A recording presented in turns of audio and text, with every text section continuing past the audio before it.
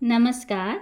आइए सुनते हैं विशंबर नाथ शर्मा कौशिक जी की लिखी कहानी हिसाब किताब। पंडित राम शरण मध्य श्रेणी के आदमी थे। अनाज की आढ़त का काम करते थे। इनका एक विवाह योग्य लड़का था। यद्यपि उसके कई संबंध आए, पर पंडित जी को वह पसंद न आए। पंडित जी लोभी आदमी थे। वह किसी धनाढ्य की कन्या से लड़के का विवाह करना चाहते थे। जब कोई संबंध करने आता था तो पहले आप उसकी हैसियत इत्यादि पूछते थे। तत्पश्चात प्रश्न करते थे कि लड़की के कितने भाई बहन हैं। भाई बहनों की संख्या सुनकर यह अनुमान लगाते थे कि उनकी भावी पुत्र वधू के हिस्से में कितना द्रव्य आएगा। जब हिसाब किताब लगाते तो वह हिसाब कुछ उत्साहप्रद नहीं होता था। इस कारण वह संबंध करना अस्वीकार कर देते थे। अंततोगत्वा एक दिन एक महाशय आए। उनके ठाट बाट देखकर पंडित जी ने अनुमान लगाया कि यह धनाढ्य व्यक्ति मालूम होता है। वार्तालाप आरंभ हुआ। पंडित जी ने पूछा, आपकी आमदनी क्या है? मेरी आमदनी 500-600 रुपये मासिक की है।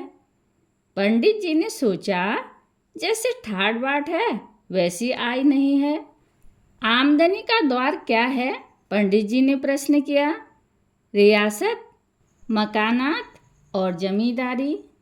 खूब। लड़की के कितने भाई बहन हैं?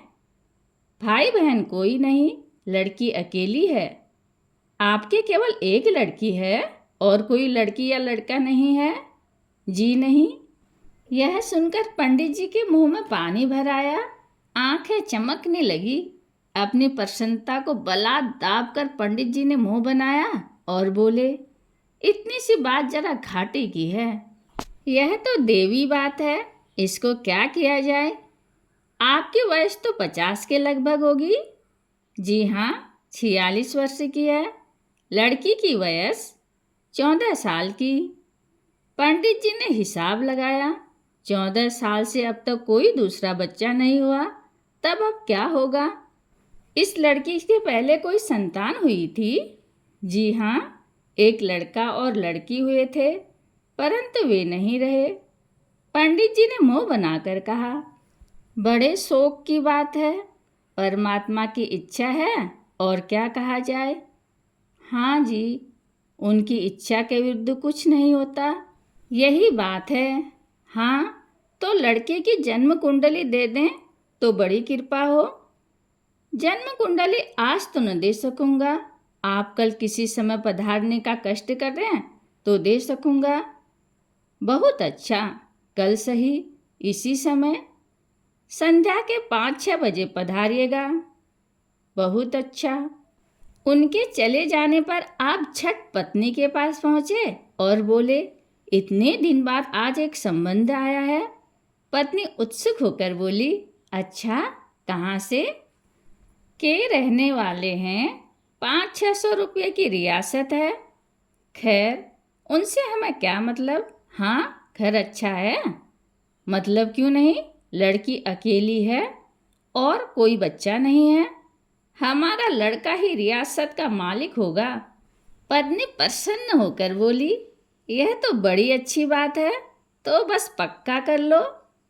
कुंडली मिलाकर ब्याह करेंगे। जो कुंडली न मिली तो फिर भगवान की मर्जी, इसमें हम तुम क्या कर सकते हैं। परंतु पंडित जी का ऐसा विश्वास नहीं था। उन्होंने सोचा, कुंडली मिलाना तो अपने हाथ की बात है, इसमें भगवान क्या कर सकता है। यह सोचकर आप बोले, अच्छा, कुंडली ईश्वर चाहेगा तो मिल ही जाएगी। दूसरे दिन लड़की वाले कुंडली मांगने आए तो उनसे बोले, कुंडली तो नाना के घर में है। बात यह है कि लड़का अधिकतर वहीं रहा है, इस कारण वही है। मैंने आज चिट्ठी डाल दी है, 1 सप्ताह में आ जाएगी। तब तक आप लड़की की कुंडली भेज दें। लड़की की कुंडली तो हम साथ ही लाए हैं, यदि आप चाहें तो ले लें। पंडित जी बोले, हाँ हाँ, लाइए। बात यह है कि मैं स्पष्ट आदमी हूँ, सब काम साफ और शुद्ध करता हूँ। क्या सुंदर बात कही आपने, यही मेरा भी स्वभाव है। सफाई से बढ़कर और कोई चीज़ नहीं, तो कुंडली दे जाइए।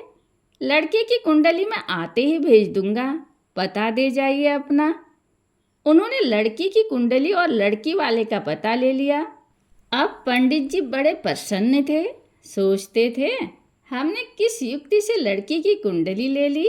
दूसरे ही दिन आपने अपने ज्योतिषी जी को बुलवाया और उन्हें लड़की की कुंडली दिखाई। ज्योतिषी कुंडली देखकर बोले, लड़की के ग्रह तो बड़े सुंदर पड़े हैं, राजयोग पड़ा हुआ है, सो तो पढ़ना ही चाहिए। अच्छा, हमारे लड़के की भी कुंडली ऐसी बना दीजिए कि लड़की की कुंडली से कमजोर न रहे और मिल भी जाए। ज्योतिषी जी ने स्वीकार कर लिया। 4 दिन बाद ज्योतिषी जी कुंडली बना कर ले आए। कुंडली देखकर बोले, बड़ी कठिनाई से बनी है, परंतु महीना, तिथि तथा समय बदल गया, संवत वही रहा। कोई चिंता नहीं, मिलाकर बनाई है। और क्या, इसलिए तो कठिनता पड़ी। खैर, बन तो गई। हाँ, सो तो बन गई, बस इतना ही काफ़ी है। मैंने लड़के की कुंडली में भी राजयोग कर दिया है और लड़का मंगली था, सो वह योग भी हटा दिया है। बड़ा अच्छा किया, इसी की आवश्यकता थी। आपने झट दूसरे दिन जन्म कुंडली डाक द्वारा भेज दी। 1 सप्ताह पश्चात लड़की वाले पुनः आए। पंडित जी ने पूछा, कुंडली मिल गई?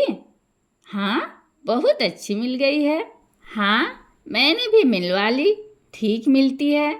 इसके पश्चात विवाह पक्का हुआ। लेन देन का प्रश्न आने पर पंडित जी बोले, मैं ठहराकर विवाह करने के विरुद्ध हूँ। आप हमारी और अपनी हैसियत देखकर काम करें। 4 आदमी हंसे नहीं, बस इतना चाहता हूँ। सो तो ईश्वर चाहे कदापि न होगा, इससे आप निश्चिंत रहें। मेरे भी 4 नाते रिश्तेदार हैं, मुझे इनका भी ख्याल रखना है। बेशक, होना ही चाहिए। विवाह पक्का हो गया। पंडित जी ने प्राप्त रीति से यह भी पता लगवा लिया कि लड़की वालों की 500-600 रुपये की रियासत है और उनके केवल एक लड़की ही है। विवाह की तिथि निश्चित हो गई। समय समय पर सब रस्में भी पूरी हुई, परंतु रस्मों में जो लेन देन किया गया वह विशेष उत्साहप्रद नहीं था। पत्नी ने इस बात की शिकायत पंडित जी से की तो वह बोले, सब ठीक है, बोलो नहीं, छाती पर नहीं धर ले जाएंगे, अंत को तो सब हमारा ही होगा, न दें इस समय। कंजूस स्वभाव वाले ऐसे ही होते हैं, परंतु अंत को तो देना ही पड़ेगा। यह सुनकर पत्नी को भी संतोष हो गया। निश्चित तिथि पर विवाह हुआ। विवाह में भी लेन देन साधारण ही रहा। पंडित जी ने उस समय भी यही सोचकर संतोष किया, आखिर ले कहाँ जाएंगे, मिलेगा सब हमी को। इस समय न सही, कुछ दिन बाद सही, लड़के को ससुराल में ही बसा दूंगा। जाते कहाँ हैं बच्चा, सारी कंजूसी भुला दूंगा। विवाह होकर जब लड़की घर आई तो पत्नी को बड़ी निराशा हुई। लड़की रूपवान तो जरा भी न थी, साथ ही उसका स्वास्थ्य भी अच्छा न था। पत्नी ने यह समाचार पति को दिया। पंडित जी बोले, खैर, रूपवान नहीं है तो न सही, परंतु स्वास्थ्य ठीक होना चाहिए। ऐसी कोई बहुत बड़ी गड़बड़ नहीं है, परंतु बहुत तंदुरुस्त नहीं है। ऐसी काठी ही होगी, बस एक लड़का हो जाए, फिर चाहे मर भी जाए तो चिंता नहीं, बस काफ़ी है। हाँ, एक काम करना होगा। वह क्या? लड़के को ससुराल में ही रखना होगा। वह क्यों? वहाँ रहेगा तो कोई रोजगार व्यापार कर लेगा, रुपया वही देंगे। दे देंगे? जब उनके कोई है नहीं तब देंगे नहीं तो जाएंगे कहाँ? हाँ, यह बात भी ठीक है। बड़े भाग्य से यह संबंध मिला है। मैंने थोड़ी बुद्धिमानी से काम लिया न कहोगी। इतने संबंध आए पर मैंने सब अस्वीकार कर दिया। स्वीकार कर लेता तो यह बढ़िया संबंध कहाँ मिलता। ठीक बात है, इसलिए तो कहा है कि धीरज से काम करना अच्छा होता है। लड़की विदा हो जाए तो 1 महीने बाद मैं लड़के को वहीं भेज दूंगा। अपना वहीं रहेगा और वहीं कोई रोजगार कर लेगा। रोजगार के लिए रुपया भी देना पड़ेगा। हम क्यों देंगे? वही देंगे। हमसे मांगने का उनका साहस पड़ेगा। यदि मांगा तो ऐसा उत्तर दूंगा कि याद करेंगे। तुम देखती तो जाओ, मैं 2-4 बरस में ही लड़के को वहाँ का मालिक बना दूंगा। कुछ दिन पश्चात रामशरण ने लड़के को ससुराल भेज दिया और अपने संबंधी को पत्र लिखा। प्रिय भाई साहब, चिरंजीव कृष्ण शरण को आपके पास भेजता हूँ।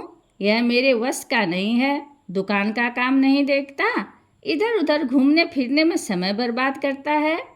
यहाँ इसकी संगत भी कुछ ऐसे लोगों से हो गई है जिनका चरित्र अच्छा नहीं है। इन सब बातों को ध्यान में रखकर मैं इसे आपके पास भेज रहा हूँ। आप इसे किसी काम में लगाइए, वहाँ रहकर यह सुधर जाएगा। योग्य सेवा लिखते रहे। भवदीय रामशरण। कृष्ण शरण ससुराल पहुँचा। उसके ससुर ने पंडित रामशरण को लिखा, प्रिय भाई जी, चिरंजीव कृष्ण शरण आ गया है। आपने बड़ा अच्छा किया जो चिरंजीव को यहाँ भेज दिया। यहाँ कुछ दिन रहकर ठीक हो जाएगा। प्रकट में तो उसका व्यवहार ऐसा नहीं है जो यह कहा जा सके कि वह आपके प्रतिकूल चलता होगा। खैर, जो भी हो, यहाँ 1-2 महीना रहने से सब ठीक हो जाएगा। योग्य सेवा लिखते रहें। भवदी शंकर प्रसाद। यह पत्र पाकर पंडित रामशरण बहुत हंसे। पत्नी से बोले, लिखते हैं 1-2 महीना रहने से, यह नहीं कहते कि अब वह वहीं रहेगा। वह रखेंगे तभी तो रहेगा। पत्नी ने कहा, रखेंगे नहीं तो जाएगा कहाँ? कृष्ण शरण जब यहाँ आने को राजी होगा तभी तो भेजेंगे, धक्का देकर थोड़ी ही निकाल देंगे। और वह जो अपने आप चला आया, मैंने उसे काफ़ी सिखा पढ़ा दिया है, वह वहाँ से टलने वाला नहीं है। इस प्रकार 5 महीने और व्यतीत हो गए। पंडित रामशरण समय समय पर लड़के को यही परामर्श देते रहे कि अभी वहीं रहो और किसी कार्य में लगने का प्रयत्न करो। कृष्ण शरण उत्तर देता था कि कार्य में लगाने के लिए उसने कई बार अपने ससुर से कहा और उन्होंने यही उत्तर दिया कि जल्दी क्या है, कोई काम सोचकर निश्चित किया जाएगा। पंडित जी प्रत्येक बार हंसकर यही कहते थे, बच्चा कब तक टालेंगे। 5 मास व्यतीत हो जाने पर एक दिन उन्हें शंकर का पत्र मिला। उसमें लिखा था, प्रिय भाई जी, आपको यह जानकर अत्यंत प्रसन्नता होगी कि चिरंजीवी सौभाग्यवती चंपा देवी को परसों संध्या के समय शुभ मुहूर्त लग्न में भाई की प्राप्ति हुई है। सूचनार्थ निवेदन है। योग्य सेवा लिखते रहें। भवदीय शंकर प्रसाद। चंपा देवी कृष्ण शरण की पत्नी का नाम था। यह पत्र पढ़कर पंडित जी की आंखों के नीचे अंधेरा छा गया। कुछ देर बाद जब सावधान हुए तो पत्नी के पास पहुंचकर बोले, किस्नू की माँ, तुम्हारे समधी के लड़का हुआ है। किस्नू की माँ घबरा कर बोली, क्या? तुम्हारी बहू को भाई हुआ है। कब? परसों। तुम्हारी बहू के ब्याह को 6 महीने हुए। इससे तो मालूम होता है कि ब्याह के समय किस्नू की सास गर्भवती थी। हाँ, यह बात उन्होंने नहीं बताई, छिपा गए। बड़ी दगा की ससुर ने। हमने लेन देन में भी कुछ नहीं किया, यह सोचकर चुप रहे कि सब अपना ही तो है। बड़ा धोखा खाया। अब किस्नू को बुला लो, अब गुजर नहीं होगा। भाग में यही बदा था, न लड़की ढंग की मिली न कुछ और मिला। मैं खुद जाऊंगा, जरा उनसे 2 बातें तो कराऊं। रामशरण 2-4 दिन बाद समधी आने पहुँचे। समधी से आप बोले, आपने लड़के को किसी काम में नहीं लगाया। समधी ने उत्तर दिया, किस काम में लगाऊं, समझ में नहीं आता। अब तो बिल्कुल ठीक है। यहाँ तो कोई ऐसी बात नहीं की जिससे हमें कुछ शिकायत होती। आप इसे ले जाइए, वहीं अपनी दुकान पर बिठाइए। वह काम इसका समझा हुआ है। किसी दूसरे काम का अनुभव इसे नहीं है और बिना अनुभव के काम नहीं कर सकता। रामशरण चुप हो गए। कोई उत्तर ही समझ में नहीं आया। कृष्ण शरण ने उनसे अकेले में कहा, अब यहाँ मेरा रहना उचित नहीं है। जब से लड़का हुआ है तब से मेरे साथ इनका व्यवहार भी रूखा हो गया है। सो तो हो ही जाएगा। जो मुझे पता होता कि बच्चा होने वाला है तो कदापि विवाह नहीं करता, और करता तो पहले काफ़ी रकम धरा लेता। हम तो धोखे में ही मारे गए। पंडित रामशरण लड़के को लेकर लौटे। चलते समय उनको क्रोध शांत करने का कोई अवसर नहीं मिला। उन्हें और तो कुछ सूझा नहीं। दांत किटकिटा कर बोले, तुमने समझा होगा कि जन्म पत्र मिलाया है, परंतु वह जन्म पत्र असली नहीं था। शंकर प्रसाद हाथ जोड़कर बोले, तो क्या चिंता है? मैंने भी तो लड़की की नकली जन्मपत्री आपको दी थी। हिसाब किताब बराबर, न आपको शिकायत न मुझे। राम शरण का मुंह धुआं हो गया। यह वार भी उल्टा ही उन पर पड़ा। रोते पीटते घर वापस आए। कहानी सुनने के लिए धन्यवाद।